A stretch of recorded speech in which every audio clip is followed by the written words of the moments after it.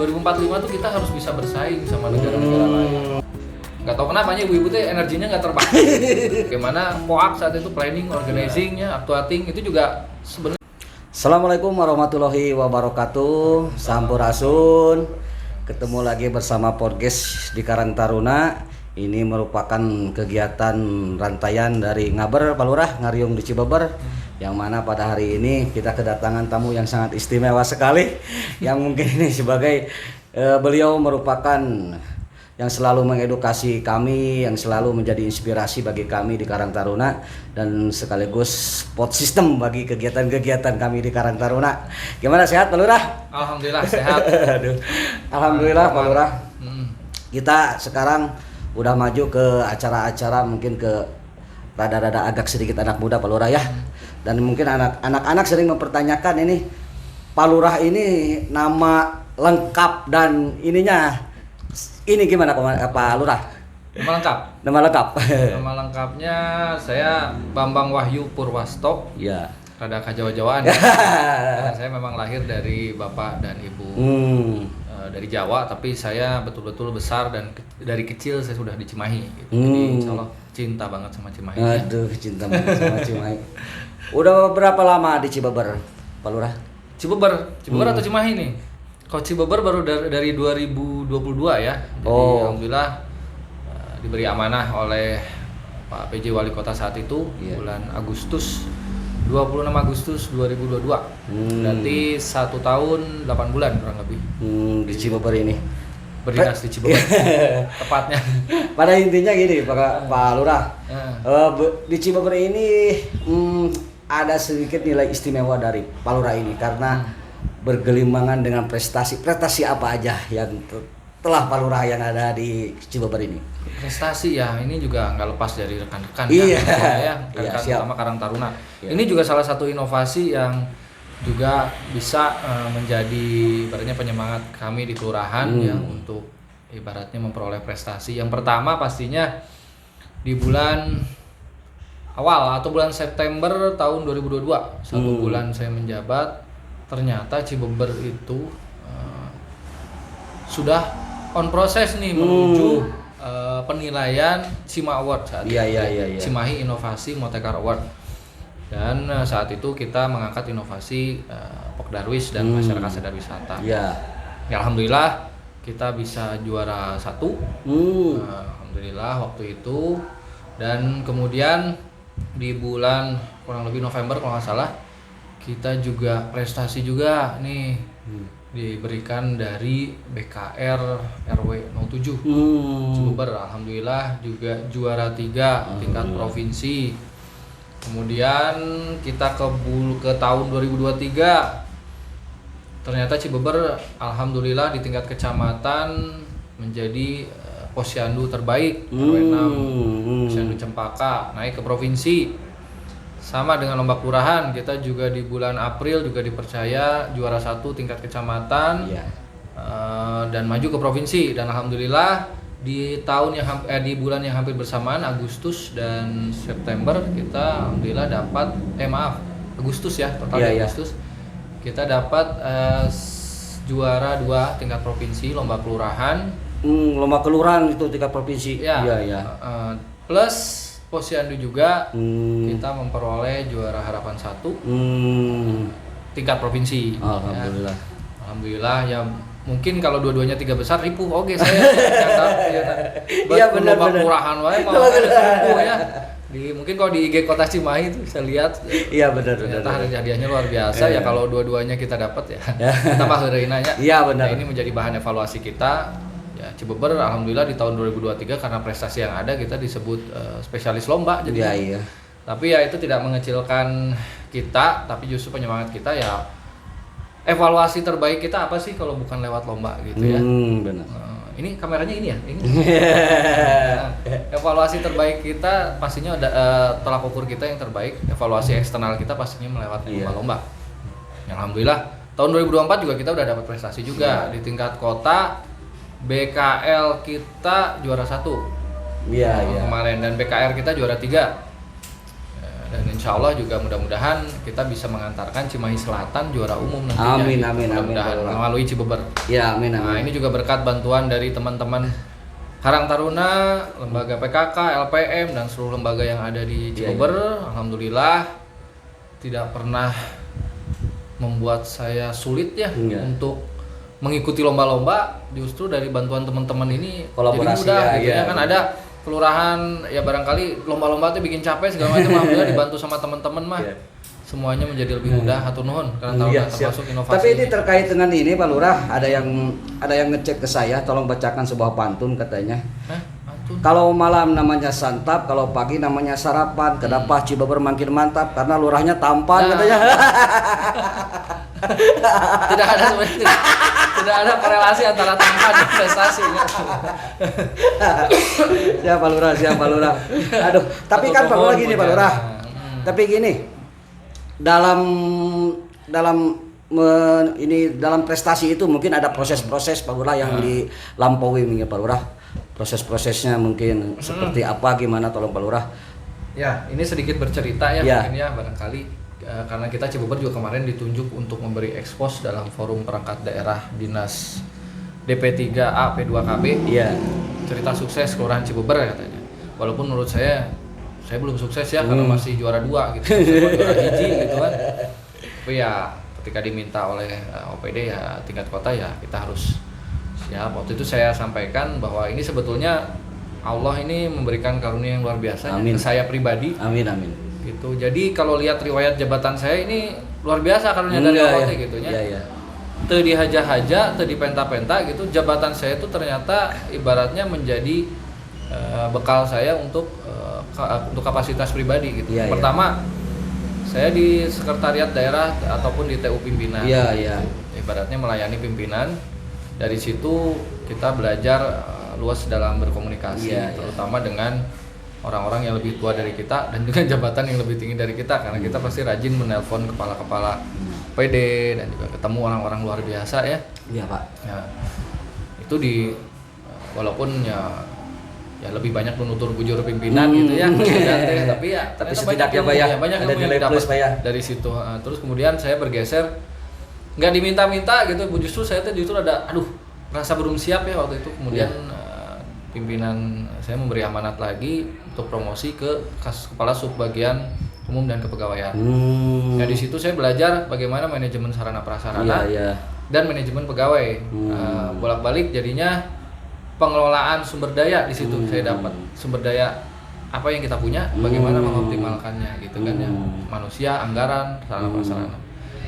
Nah di situ saya belajar, pimpinan saya waktu itu juga luar biasa. Saat itu Camat Cimahi Utara waktu itu Pak Hendra Gunawan juga. Jujur saya waktu datang itu udah pas saya bingung ini saya ngerjain apa gitu.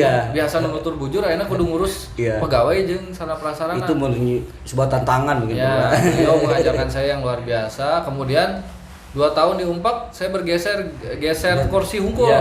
Jadi kasubag program. Nah, lagi-lagi namanya manusia ya. Naonan sih kan geser sekat gitu ya. Ternyata di situ saya belajar nih dalemannya atau sumber dayanya itu tuh cara dapatnya begini gitu ya. Sumber daya anggaran tuh cara dapatnya begini, cara mengelolanya begini. Nah, kemudian alokasinya tuh begini, manajemen keuangan tuh begini. Itu luar biasa. Termasuk juga dalam membuat pertanggungjawaban laporan per triwulan, per bulan.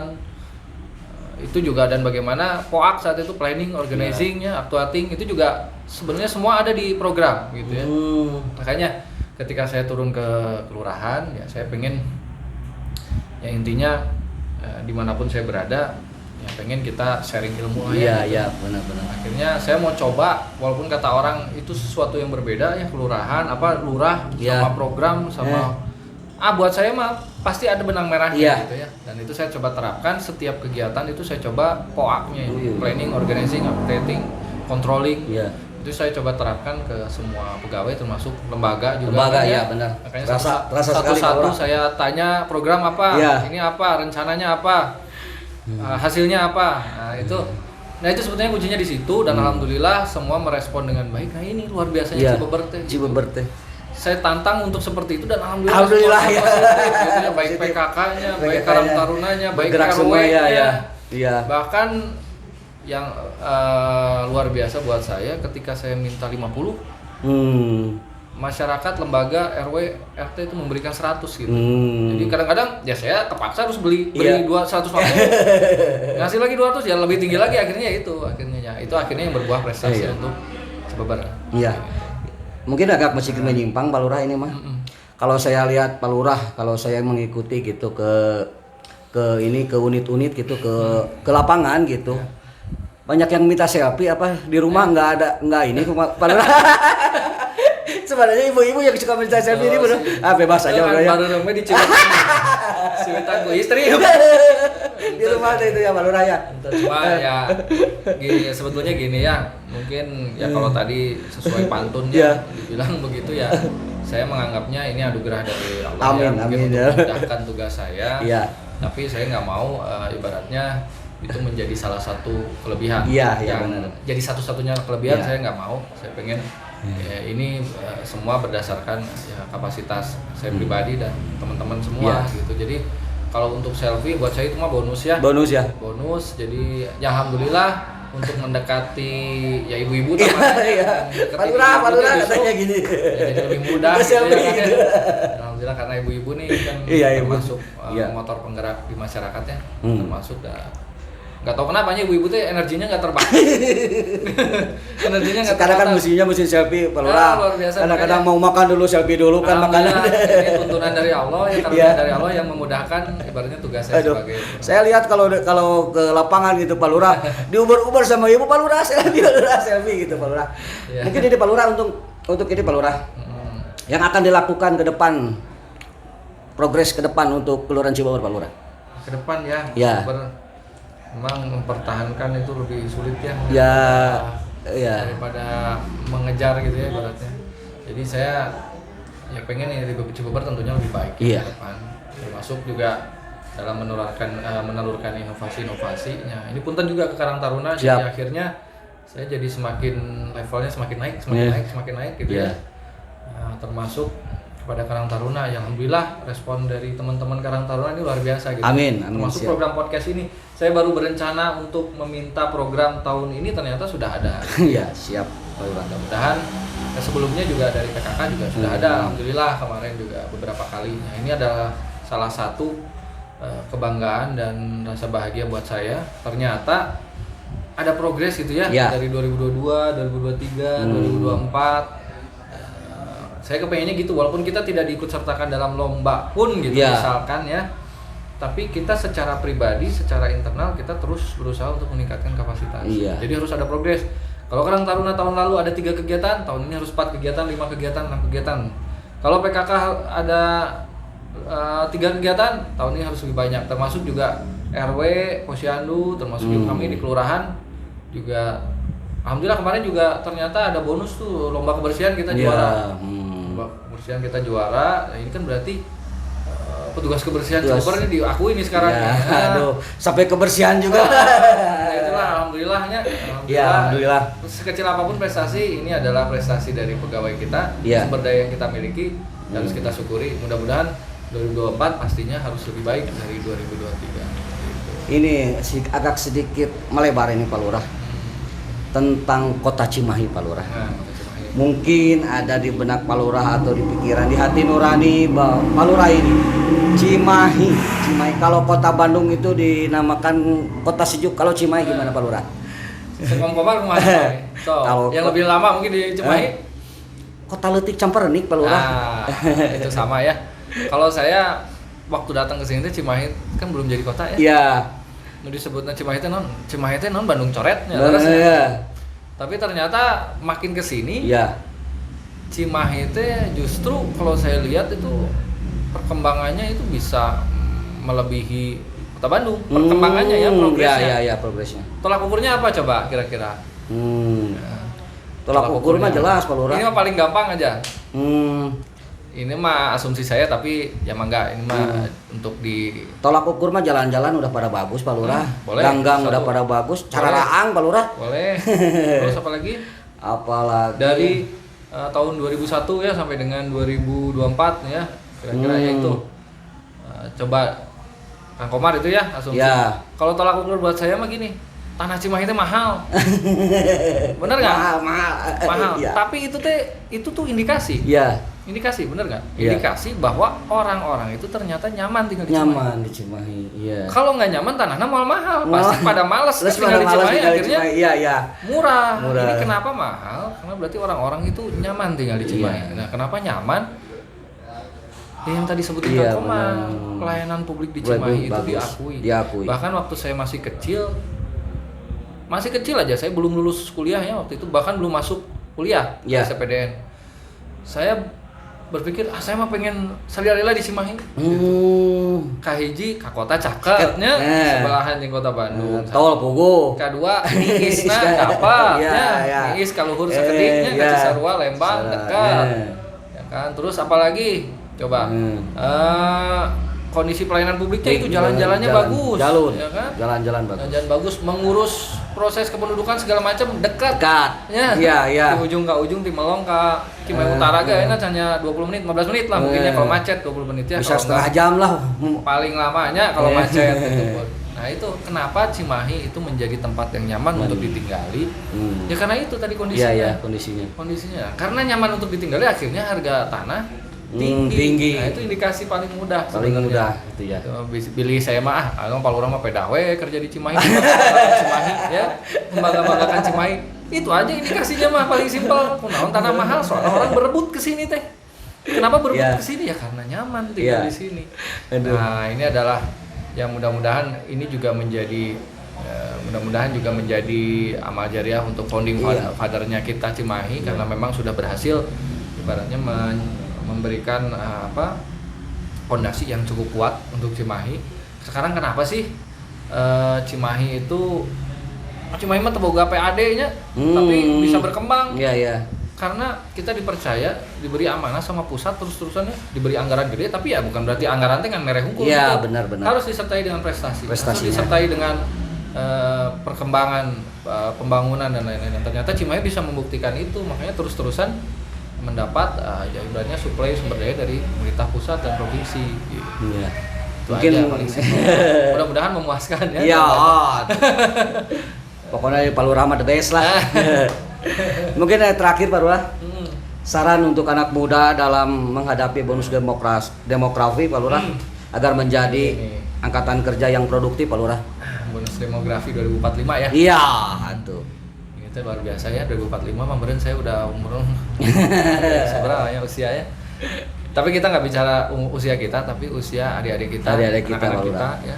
2045 itu keinginan Indonesia menjadi generasi emas ya. Iya. Makanya kita genjot stunting di sini. Ya, kami berpesan ke anak-anak muda bantulah gitu ya, bantu mempersiapkan ini. Terutama di Karang Taruna, bantu kami untuk mempersiapkan ini dari pemerintah. Ini bukan hal yang mudah. Dimulai dari program-program kayak ini ya, program sosialisasi ke medsos. Sosialisasi ke medsos. Satu itu perlu program-program pemerintah termasuk penanganan stunting nih. Isu nasional itu Pak Lurah ya. Isu nasional dan kita Cimahi juga masih menjadi PR. Stunting kita kemarin sempat naik lagi, walaupun sempat turun, naik lagi. Tapi ini bukan mengecilkan kita. Karena apa? Karena kita baru concern stunting ini kan 5 tahun terakhir ya. Sementara stunting ini hasilnya akan bisa kita dapat jangka panjang, 10 tahun yang akan datang, 20 tahun yang akan datang. Nah, oleh karena itu, kenapa kita bicara stunting sekarang? Ya untuk itu, untuk menghasilkan generasi emas, bonus demografi di 2045. Jadi bantu kita dari pemerintah, mulai dari sekarang, terutama nih, tularkanlah ke anak-anak muda ya, calon-calon pengantin nih ya. Calon-calon pengantin gizinya ya, tolong ya. Nah, jadi kalau ada kesempatan lah boleh, pasti kan teman-teman mah deket ya sama para pemuda, terutama yang usia-usia mau menikah gitu ya. Kan sekarang juga walaupun Cimahi secara pendidikan mungkin sudah meningkat ya, tapi kan tetap ada aja yang lulus SMA langsung nikah gitu ya. Ada ya, ini PR untuk para pemuda untuk mengajak teman-temannya jangan sepelekan mempersiapkan kehamilan dengan baik. Karena dari situ mulai dari lingkar lengan ya, itu yang harus sesuai dengan ketentuan, kemudian HB darah. Jadi kadang-kadang nih tantangannya sekarang anak muda teh sama ini nih, handphone ya. Gadget. Ya, Gadget handphone.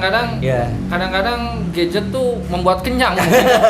Jadi gadgetnya membuat kenyang, jadi terus we main gadget, begadang, kurang tidur ya. Kurang tidur, kurang makan, akhirnya kurus ya. Olahraga males. Ya, jajan mie ayam gak enak bisa GoFood, bosen, akhirnya kurang gerak. Nah, itu akhirnya karena kurang gerak, kurang lapar kan? Kurang makan kan?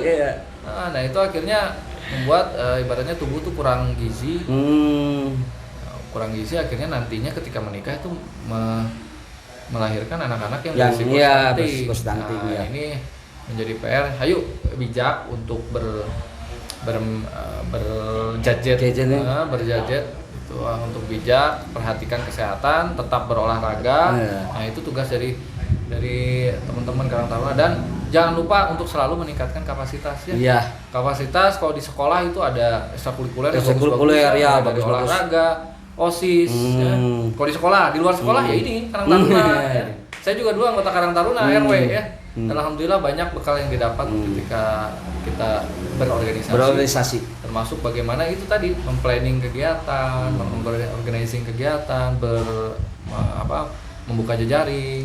Itu kita dapat ketika berorganisasi. Jadi mudah-mudahan teman-teman Karang Taruna ini sering-sering bertemu ya dengan rekannya yang lebih mudah, karena kita kelurahan kan pastinya terbatas ya.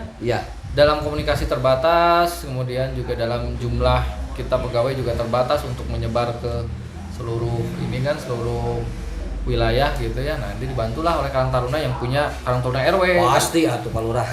Sosialisasikan, ini loh 2045 tuh kita harus bisa bersaing sama negara-negara lain.